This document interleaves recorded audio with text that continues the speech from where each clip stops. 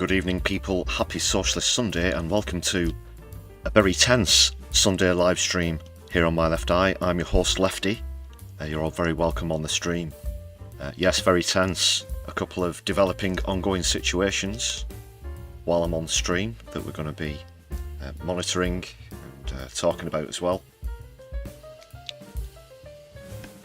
Of course, the first being the Palestine flotilla. You saw the picture just there. Thought it was a really good picture of the watermelon. Sort of being used as a compass, as it were. I'll try and bring you the latest about the flotilla as well. They're getting very close. Could even be getting into Gaza, or hopefully, fingers crossed, we hope so, getting to Gaza during the course of this stream. Wow.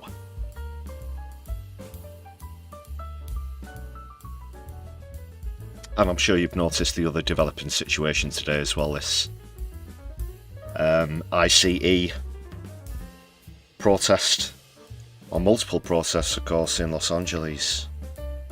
That's developing. I've just put a video out about that today, please do check it out.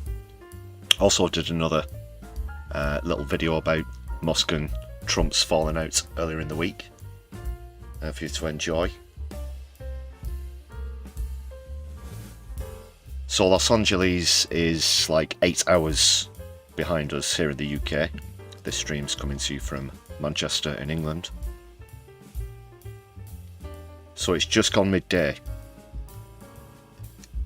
And there are protests outside government buildings already. I was just watching the live footage of that. Just before I came on the stream, they had to keep cutting the audio out because some enthusiastic protesters were using quite a lot of profanity. So the audio was dipping in and out. It was quite funny actually. This one guy was really going for it. One phrase I heard down there that was particularly ear-catching, as it were, was, "You've got bullets and tear gas, but we've got our humanity and we've got our consciences," which is spot on. And they were appealing to the guards outside the building even to join them. And they questioned how they could defend such a president, how they can defend such a government that's trying to commit such unconstitutional acts in this, in these raids, this move, this xenophobic move against the Latino community from Donald Trump and JD Vance. Odin Allfather and Doc Davies are in the chat. Great to see you both. Getting straight to the top of the charts, Odin. In the community rankings, Doc Davies, great to see you as well. Always nice to have a doctor in the house. Thanks a lot for being here with me on the stream. I know that we've got a lot of things going on this evening, but please do join me as hopefully we'll give you the latest updates on those two situations, plus a lot more. I've got some UK politics and a couple of other tidbits on the stream. Plenty to go at.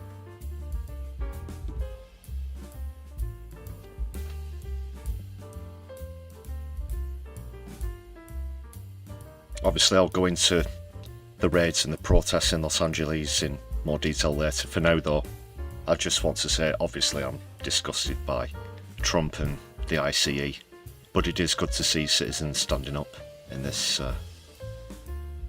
fashion in such numbers as well.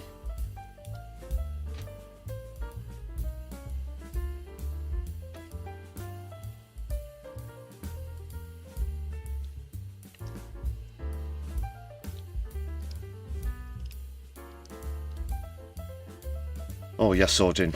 It's definitely a kick-off waiting to happen. It could happen live whilst we're on the stream. I'm going to hopefully be able to stream some of the latest video footage. It started off very quiet. I've been following this throughout the afternoon and early evening as it's developed. On and off with obviously putting that video together, and I do have a life away from these screens of course, but it's certainly started to escalate slightly. The voices are there, the numbers are there, there are already scores of people outside the government buildings when I just joined you there.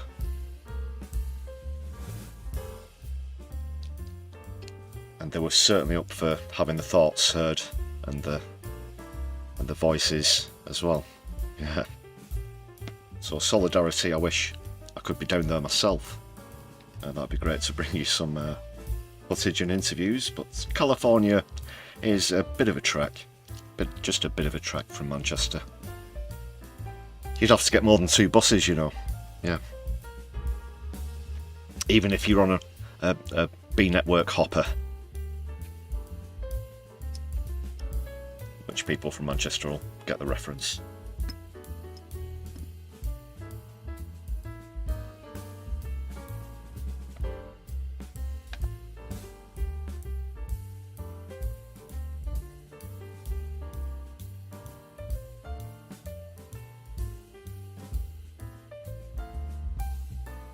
Right, people, I'll get through some formalities before we join Keith in the Fondue Lounge, of course, as we like to do on Sundays. Sorry, I don't know if you heard that. A bike went past, backfiring quite badly there. All that was about. But never mind that bollocks. Hit the thumbs up button and stuff, people. Yeah, please do that, as well as give us a share around your social media and give us a follow whilst you're there as well. Preferably on Blue Sky at MyLeftIUK, but also available on Twitter and Mastodon, which is another developing alternative social media there. For when it all comes crashing down around Elon, which could be imminent. More about that in a bit. Probably put on a bit of weight this week, people, with all the popcorn that I've been munching. I know it's a fairly light snack, but I've had that much of it. Goodness me.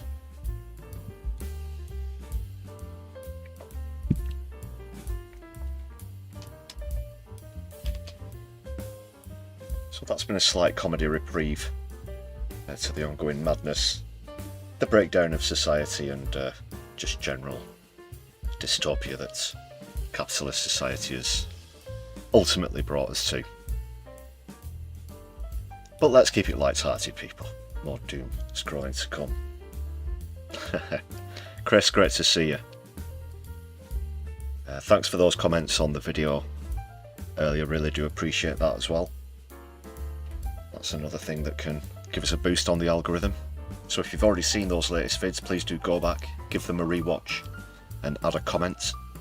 Just a few words, you know, you don't have to give me a full dissertation or anything.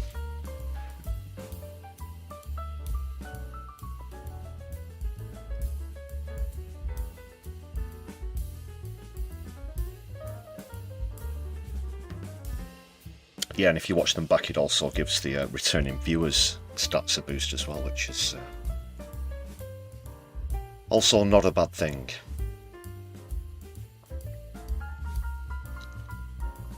Sam, welcome to the chat. Oh no, it is in fact just beginning. Just gone midday there. There are going to be ICE raids, that's been confirmed today. There are going to be counter-protests as well, that's being confirmed today. You've probably seen a lot of the footage from last night, including maybe what I put in the last video. I'm going to be talking through that and some other stuff.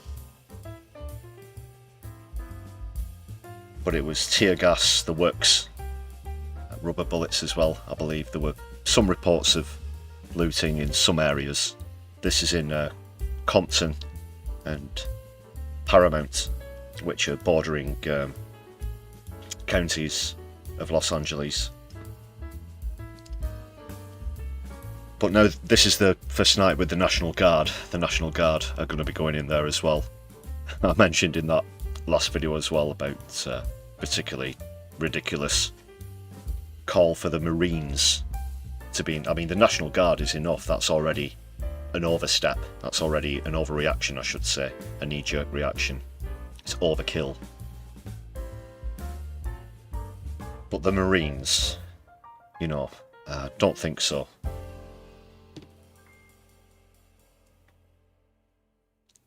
Although it might make for a good film, I don't know, you know. The Marines versus the Bloods and the Crips.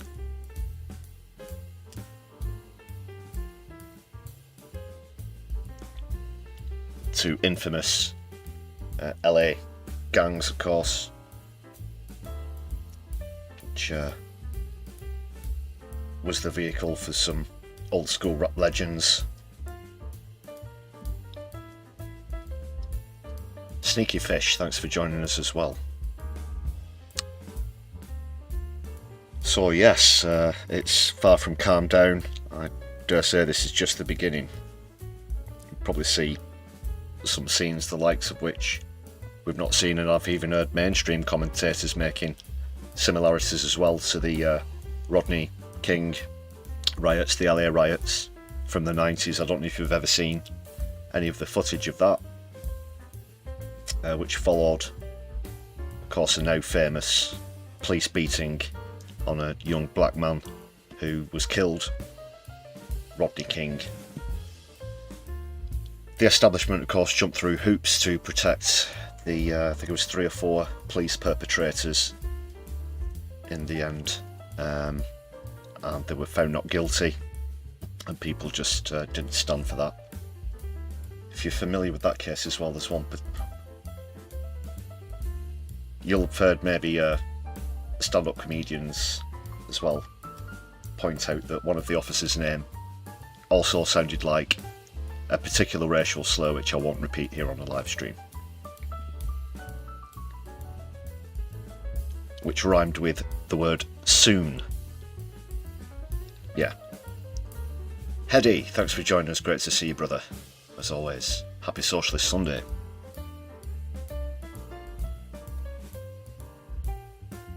My goodness, I'm tense, people. Yeah, I'll keep on top of everything with the stream, but I'll try and keep my left eye on the latest developments with the flotilla, as well as Los Angeles as well. We'll step into Keith's Fondue Lounge in just a moment, because I'll be going through some domestic affairs before we get onto those developing situations. I think I'm going to leave the flotilla till a little bit later on, because I've got some sources on this. I want to see if I can get the latest information, some of which isn't exactly coming through very clearly for reasons which I'll get into a little later on. Hedy, thank you very much for that super sticker. Yeah, wonderful stuff. Thanks for the support there, and I suppose that will give you a boost on the community leaderboard as well. Let's check out the latest rankings there. So that puts you on 50 XP there, Hedy. Thanks for that. Currently in the lead on 75, we've got Sneaky Fish.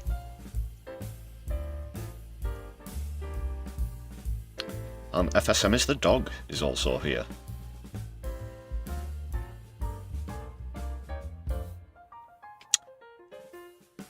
And just referring to your question there, FSM, I'd say we're way past that point yet. Yep, definitely.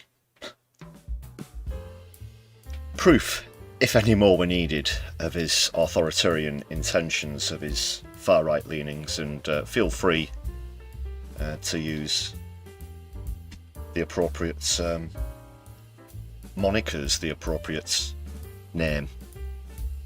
If it's fascism, call it fascism. If it's the N-word, call it the N-word. Not the racist one, the one with the Z. You know the one I mean. One out there. See, I have to say that in a silly voice just to try and get around the speech detection. Speaking of which, I will quickly say something else, which might be a bit controversial, which is...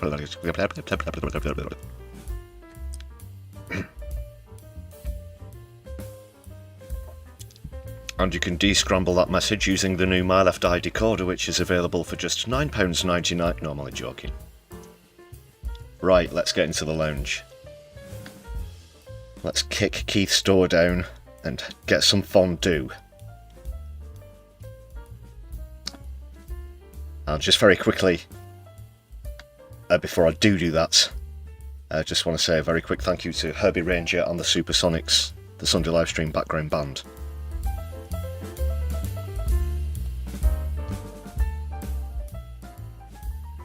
But we'll just let the guys take a bit of a break there while we step into the lounge. Here he is. And we'll get you good people up in the chats while I'm at it.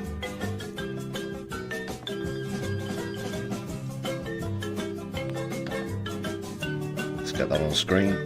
There we go.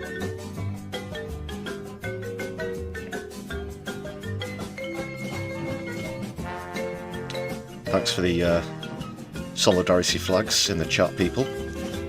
Well, what's Keith been up to? What's he been up to this week?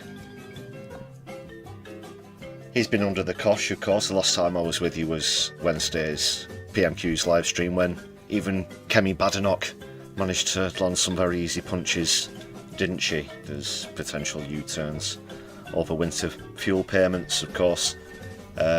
Announcements about increases in military spending, whilst domestically all public services essentially get told to fuck off and die, and if you are poor or disabled, then you may as well, you know, give up any chance of receiving any support from this man within the next 4 years.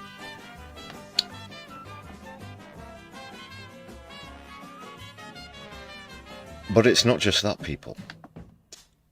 As you're about to see, we're going to be getting into a few stories. Going to get into what was perhaps a bit of a surprise for some people, including myself, although I don't think it changes things overall. But despite all of this, Keith still managed to swing a by-election win in Scotland, in Hamilton, which we'll get onto in a moment.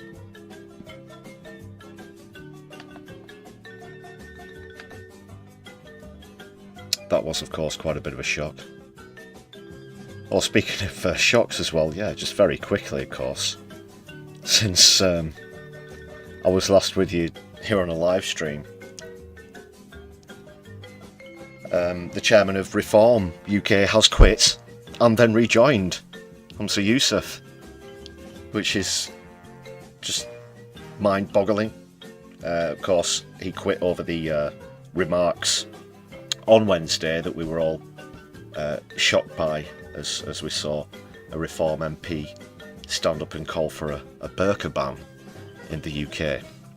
Something which isn't even Reform UK policy, by the way, apparently. So that definitely came out of left field. Yousaf is, of course, a practicing Muslim.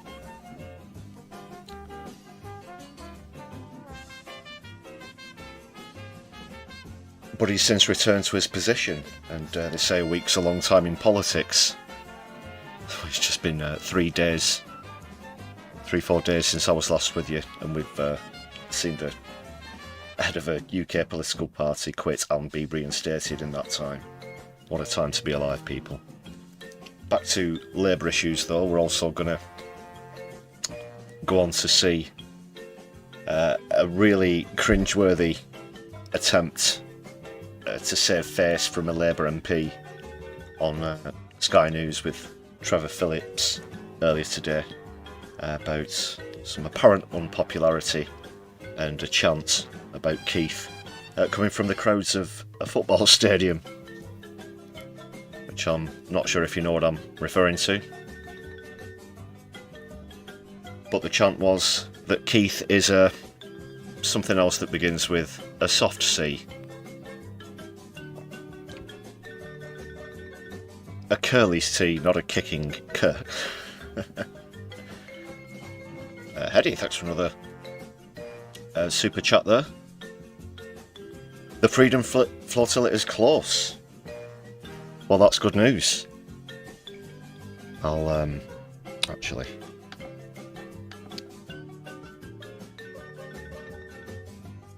Yeah, like I said, I've got a few sources on that. You see, the thing was, people, of course, there's been a lot of nefarious, underhanded tactics going on and threats made towards the flotilla, which mentioned through the week as they've made their way from Sicily to the Gaza Strip. But today, it was also reported that there have been signal jammings, the GPS has been malfunctioning as well. This isn't a coincidence, of course, these are dirty tactics by the IDF. And lo and behold, turns out another UK spy plane was making some surveillance routes very close to the flotilla as well, Keith, and I'm not sure that that was entirely for their security or for their interests, more in the interests of feeding information back to Israel.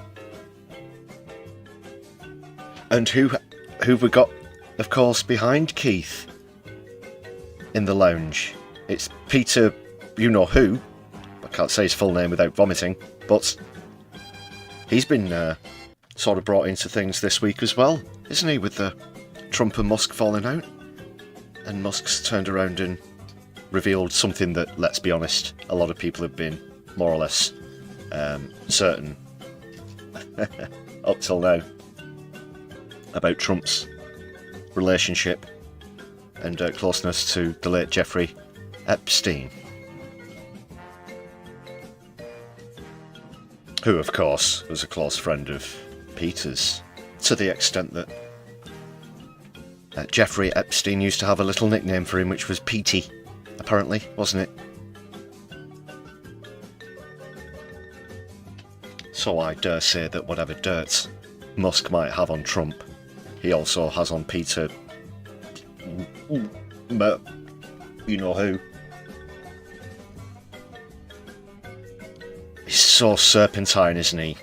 If you... makes my skin crawl.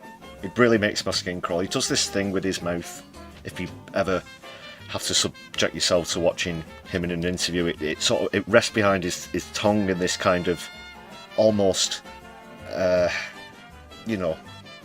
over-exaggerated, like hammed-up creepy thing. If someone was playing a very creepy character, it might be one of the mannerisms that they'd insist on. It's just really, really vile and serpentine, and just the fact that you know what kind of guy he is as well makes it all the worse.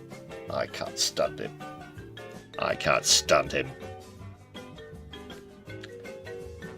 Thatcher's little Tory boy, that's what he is. Absolute sack of shit. Right, people. Let's try and stay grounded, try and stay calm. It's a tense evening.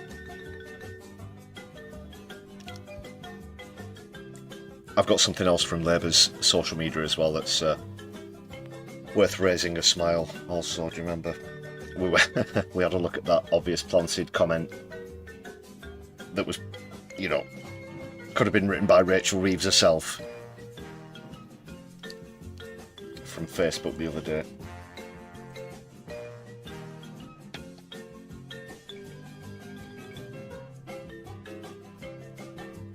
Right, fill up your doggy bags, people. We're going to be leaving the lounge in a moment. Just the sights of pizza there's put me off my food. I've lost my appetite now, so we might be catching up with Keith again in just a moment. But for now, we'll bring back Herbie Ranger, the Supersonics. Please do take it away, fellas. And I'll just have to remove the chat for a moment whilst I give a customary shout out to all of the members on the channel. This is the latest list. Thanks a lot, everybody, for renewing and stuff recently, and gifted memberships have also helped out a lot. Really do appreciate the support from every single one of you, our marvellous members here on My Left Eye. Unfortunately, I do have to report we've fallen back below the 100 members mark again.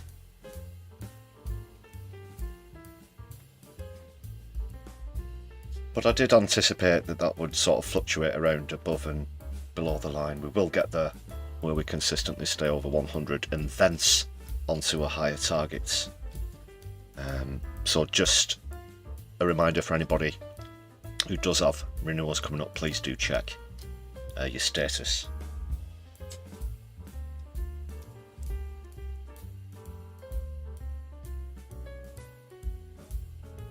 memberships are the preferred way to support the channel.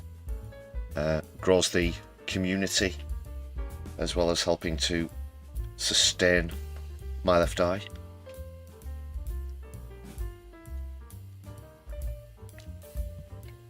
And brings us that bit closer to be able to go full time. Of course, this is just a part-time YouTube channel at the moment. Thanks again, everybody. Really do appreciate that. So we're currently on 91. As I mentioned, just fallen slightly below the target there.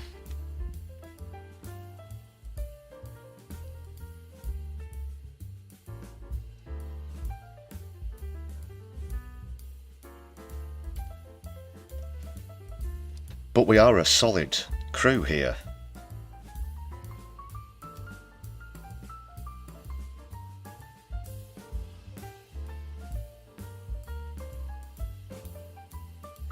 Jackin, thanks for joining us on the stream. Yeah, I'll be getting onto that in a bit. Of course, it is massively unconstitutional.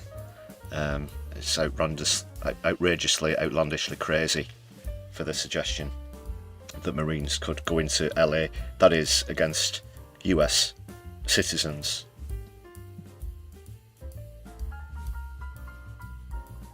Of course, that's just all for shock value, isn't it?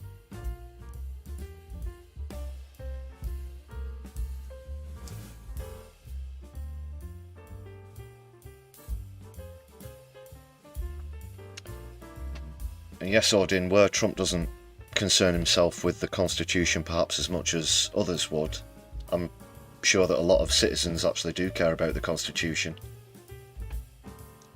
I'll just alter the... I'm using the wrong logo, people. There we go. That's a lot neater.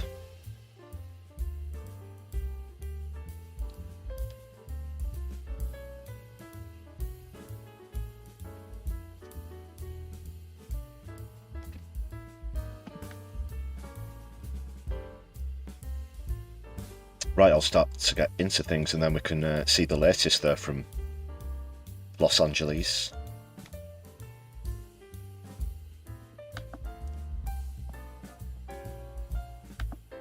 I'll start with just a couple of domestic bits and pieces very quickly before I get onto that.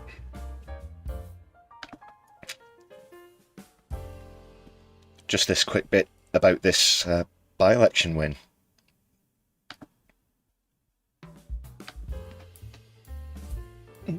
Excuse me. It's not something that particularly came into my radar before the results, I have to be honest. But they've overturned previous SNP, that is Labour, have overturned a previous SNP majority. And David Russell won the seat with just over 8,500 votes. So that's a majority of 602.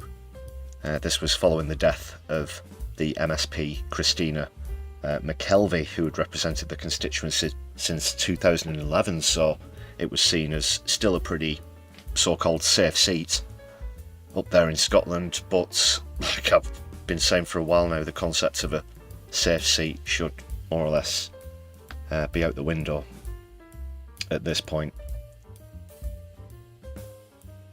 But how's this happened? This goes against most predictions. Obviously, previous trends as well as current polling has suggested a Labour wipeout in Scotland, which I still think will be on the cards come the general election in the next 5 years. I think one element, of course, we can't talk about this without addressing Reform's gains in the seat as well. They came third, so it turned into a bit of a three-way contest with their hat in the ring as well. So perhaps the population, in their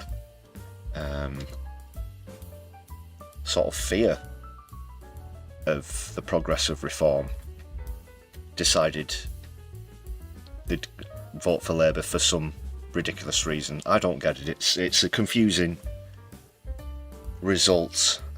I'm certainly still putting it in the outlier category. I don't think this signifies any significant trend in Scotland. I know we have a few regular Scottish viewers here on My Left Eye. Please let us know what you think about this and what you think about Labour in Scotland as well, of course. Dominic Jones, thanks for joining us in the chat, and Nina Sadie's here as well. Happy Socialist Sunday to both of you. I know that you've hit the thumbs up button on your way in as well. Wink wink. So there are the full results. 31% vote share, which is quite significant, has to be said. However, you see how tight it was there. SNP still getting 29.4% of the votes. But Reform making the most gains with 26.1%. And it's the first time that they've stood in that seat, which is Hamilton, Larkhall and Stonehouse.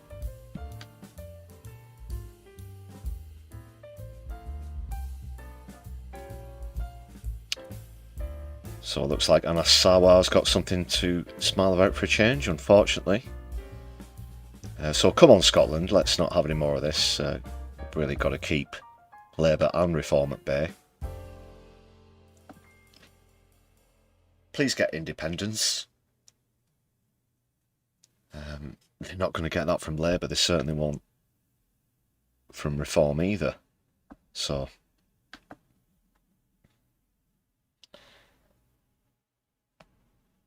that's why it's a very confusing result, very abnormal result.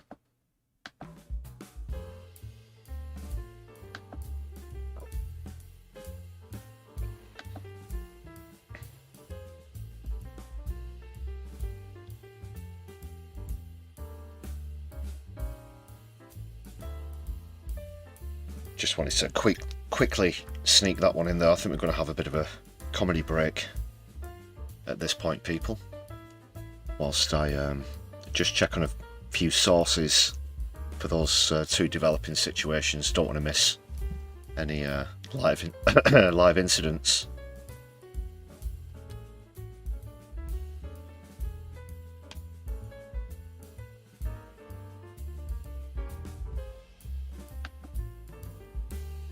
So while I do that, this is the latest from Larry and Paul, Broken News.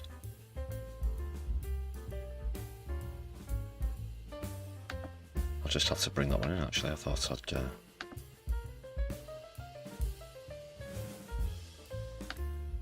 I'd already put this into software. Apologies.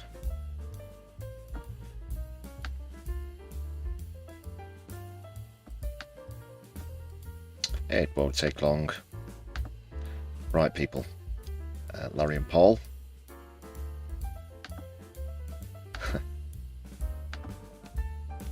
This is a good one about the disappearance of whistleblowers, so please do enjoy, people. I'll be right back with you.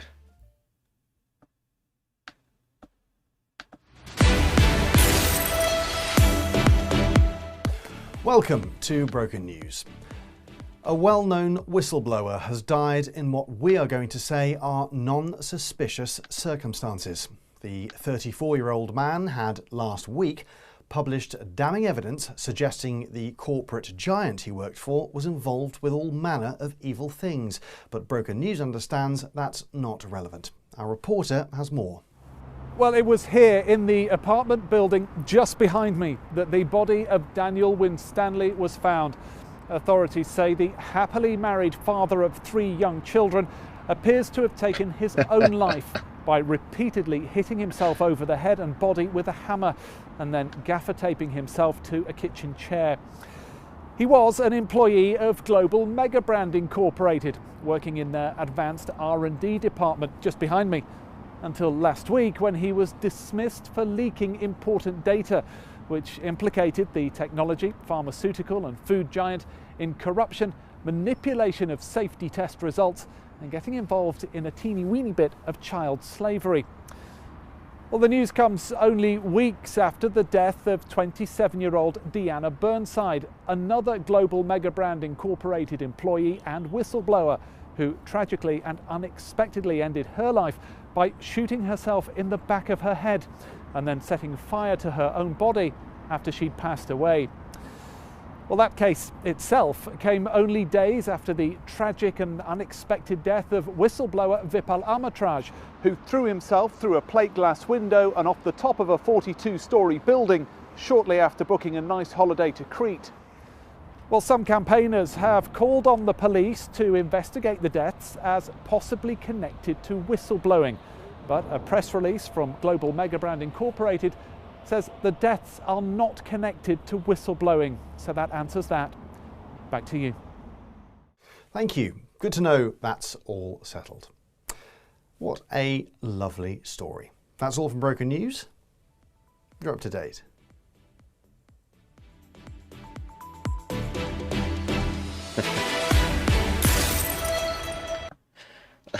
Brilliant, brilliant. Broken News, do give them a follow, of course.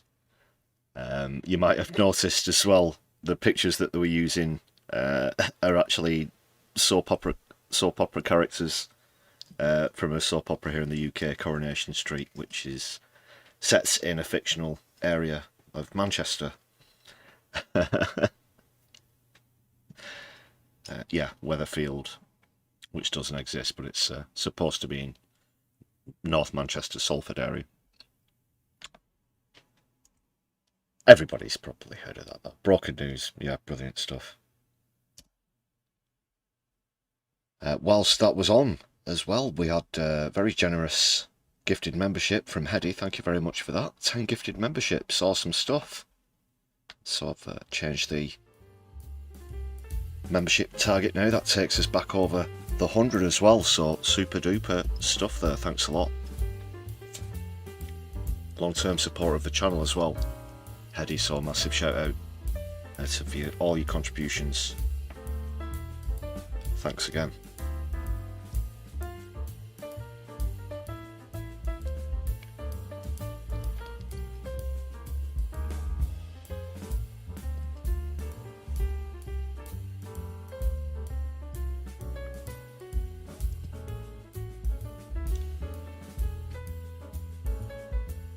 Okay, people, just on to some other UK-based news at the moment. I mentioned an appearance on Sky News. Trevor Phillips, just wait till you see this, you know when. Oh.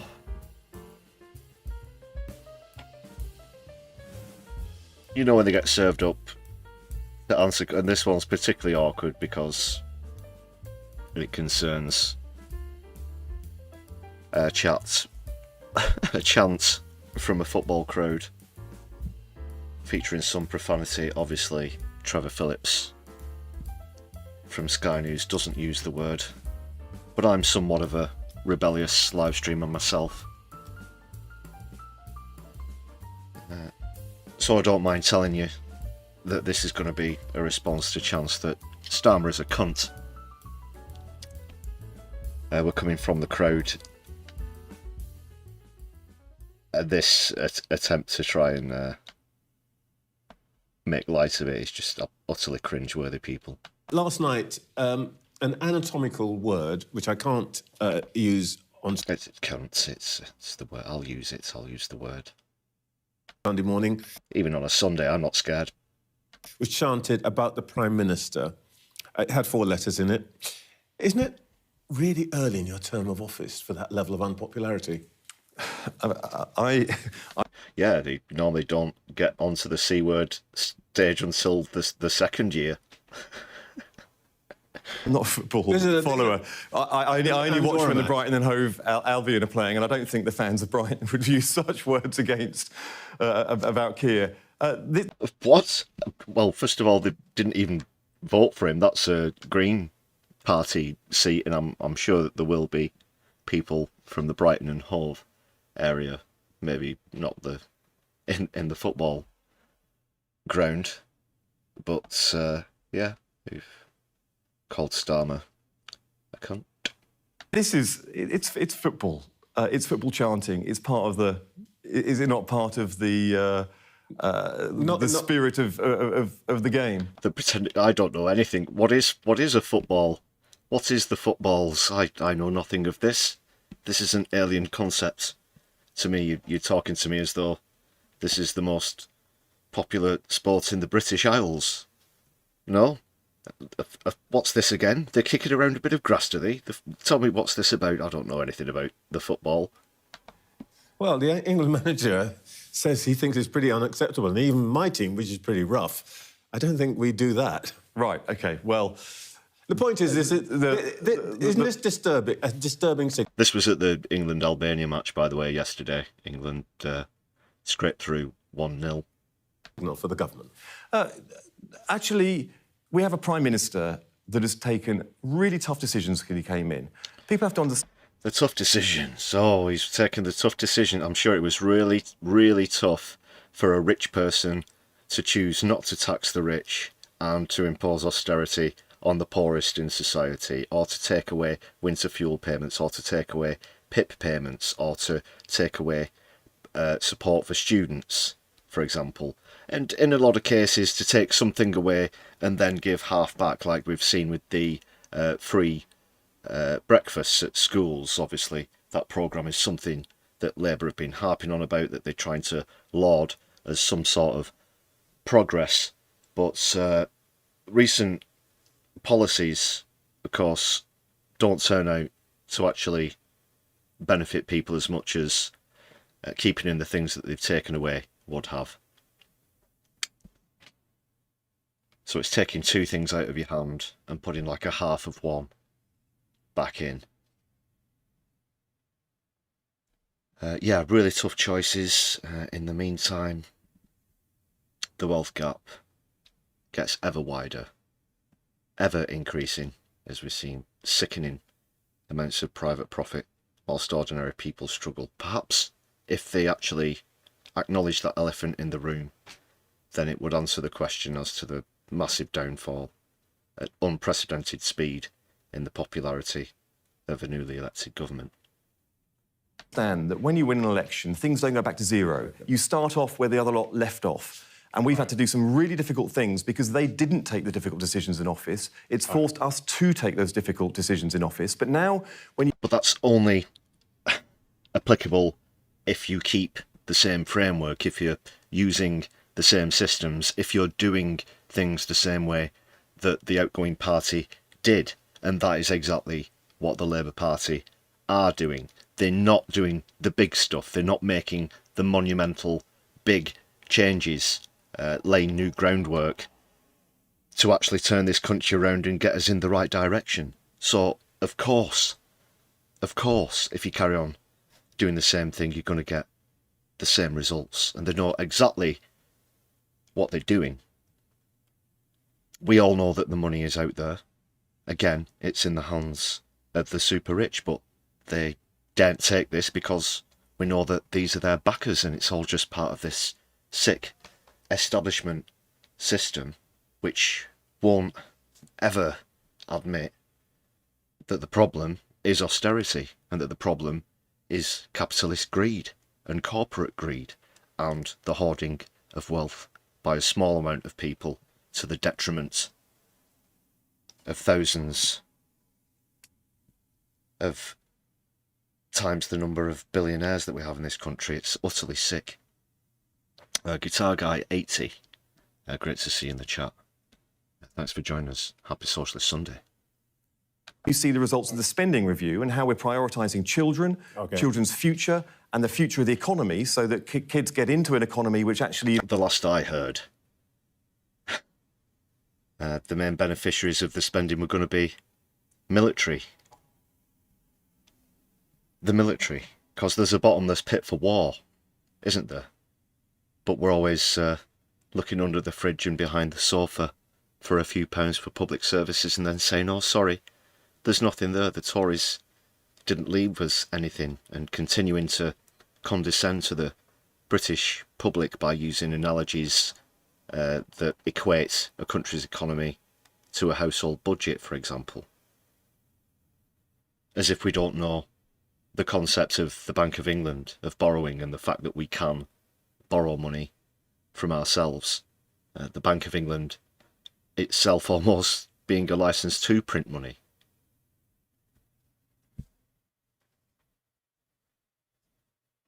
But it's the taxation as well. The taxation is the big issue. Thriving, and we're doing the trade deals. So when kids are creating their jobs for the future, they have export opportunities. You see the plan for change that we are landing, how it will deliver. People will start. There we go. You've got a plan in there, a change and a deliver. Bing bang, ding ding ding. Yeah, as always, what a wanker. This Chris, what's his face? Forgot his name. Some Labour bastard. They'll come to me in a second. That was terrible, and just to back up what I was saying about the budget, about the preferential treatment that war and destruction gets.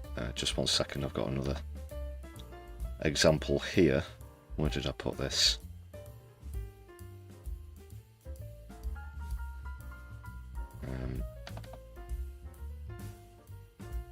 Just bear with me 1 second, people.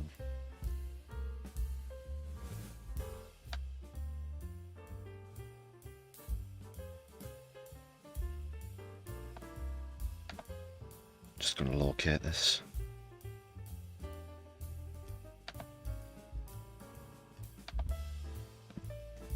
It's from Labour's, excuse me, it's from Labour's Facebook page.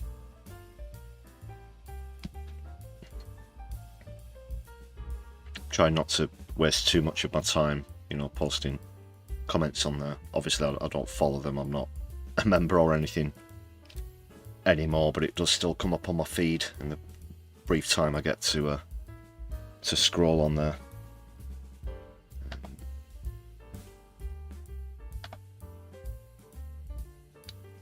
I'm just going to check where I put this screenshot.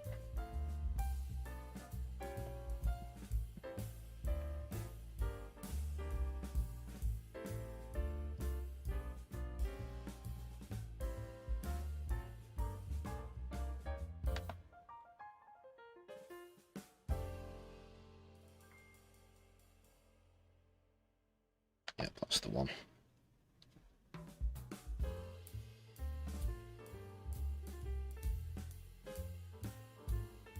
Sorry about that, I was sure I'd already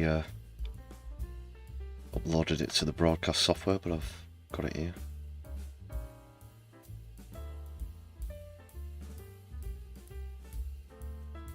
Sneaky fish. Very good point there. Yep, it's clearly military industrial complex.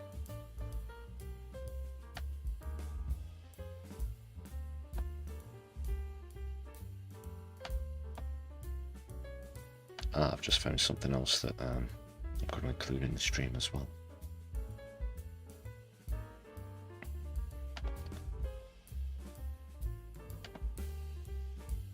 Yeah, this is pretty funny. Let's check this out.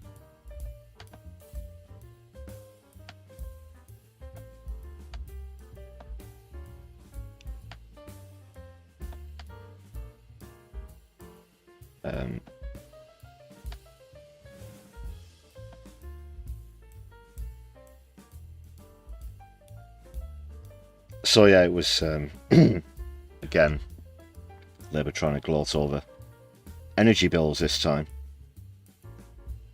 But this comment here from what's he called, James Thomas Griffiths. Why not mount missiles on houses as well? That's where you seem to be spending all of the money.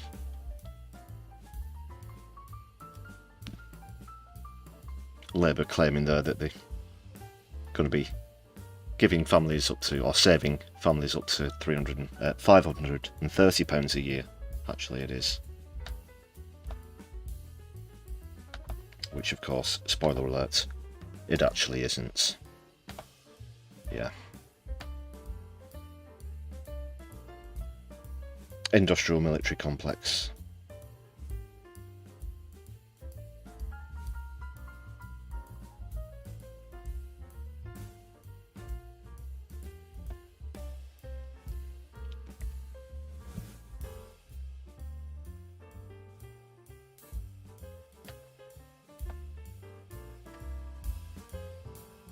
Okay, people, we'll move on.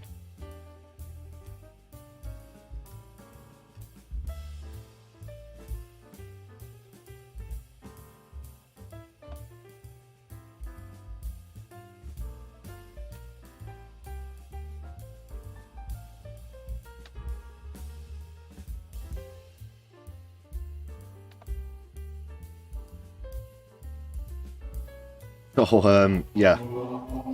Shout out to Cold War Steve, who deserves every credit for this picture. The fallout's continued. Just very quick update on the Trump-Musk fallout.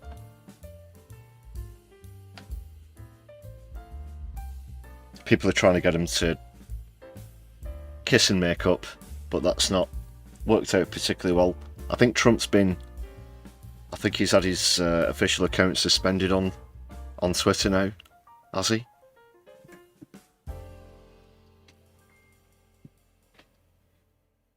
And this started through the week and it's been escalating now, and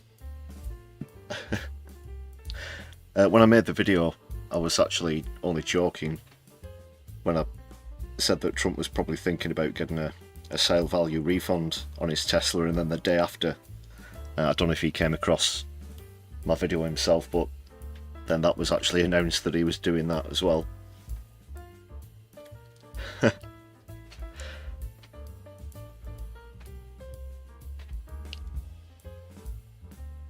Yeah, so I've mostly had popcorn for meals this week over this. It's something we all saw coming, but now here it has happened as predicted, very publicly as well. This isn't, we're not talking about two discrete individuals here, are we? This was always going to be a very public thing.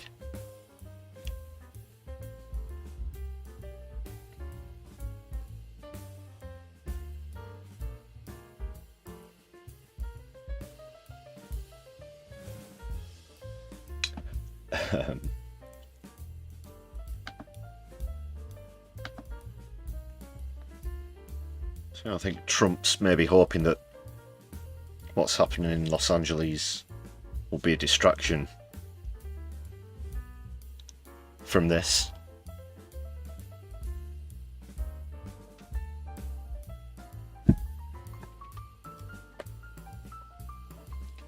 I'd like to know your thoughts about this. Who might come out the worst? Of course, it's a very interesting proposition, of course, where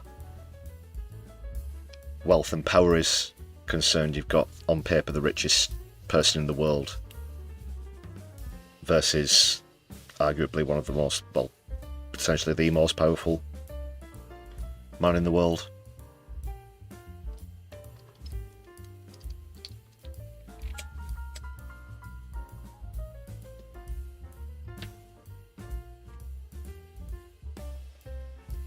Musk has lost his subsidies now. That's really going to affect things like Tesla and SpaceX. Of course, I say that Musk is the richest man in the world on paper. Of course, we know how quickly stock markets can turn. Tesla alone seems to be in free fall, and any attempts that he can now perhaps try and cozy up to the left will be swiftly rejected, and he definitely won't be able to go cap in hand to the Democrat Party as well. Of course, I don't consider them to be left-wing by definition, although a lot of people in the States might see it that way. That's not the actual state of affairs, but they won't have it either, definitely not. And the way he's attacked the trans community, the way there's been misogyny, homophobia and so on, more far-right rhetoric as well, xenophobia.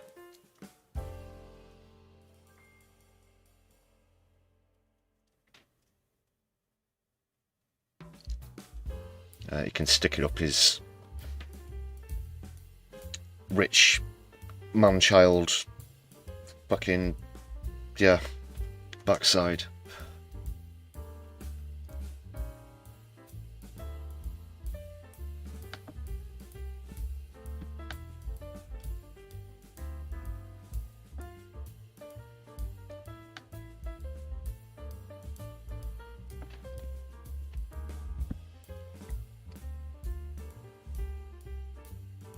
Okay, people, so let's have a quick look. I showed some of this in the video I put out earlier today. Just moving on to the situation in Los Angeles. Now we'll go over to the latest live stuff as it comes in a moment, but I want to show you these scenes from last night, as well as we'll remind ourselves of that great incident we saw last week where the ICE were shooed off by citizens in Los Angeles. But check this out, and this is just the beginning. Like I said, I will be expecting similar, if not more intense scenes to come later today as we approach 9 PM here in the UK, so that's just before 1 PM in the States.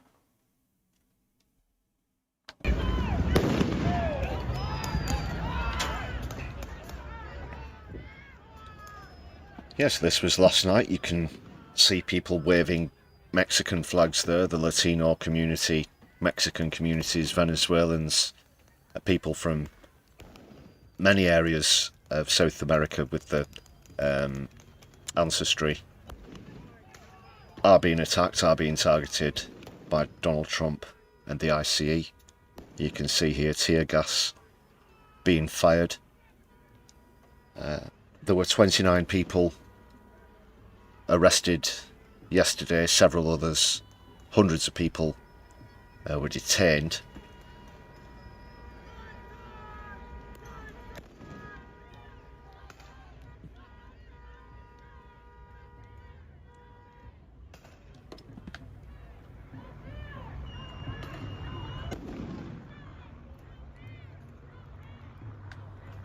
And today was, like I said, see the first time the National Guard a bit brought into this as well, so I could see things developing quite a lot today.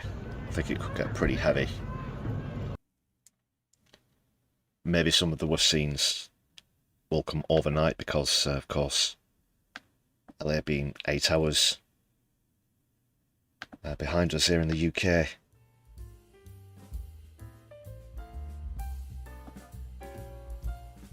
Things got tenser as it got into dusk and then night time yesterday, so that will be in the very early hours of tomorrow.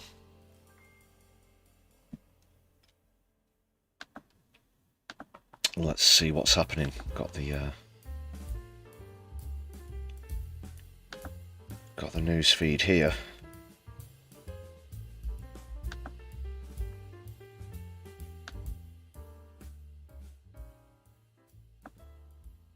Yeah, earlier on, so there was one guy starting to shout and then they had to drop the audio for a little bit and then they brought it back in, and then just a few seconds later he went, "Where do you think we live in? Fucking Russia?"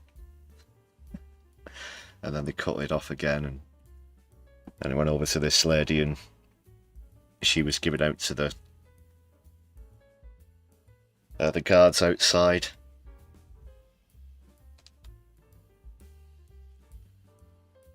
And I had to cut that off once more. Right,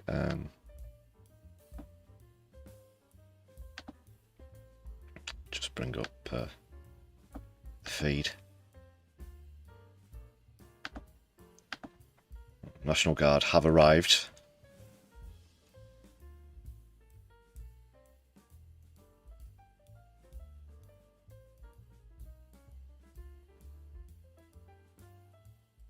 As they put the warning up now, contains strong language which may offend.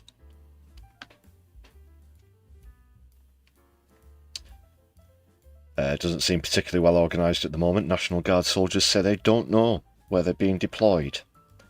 Not a great start. Yeah, that's not a recipe for disaster, is it?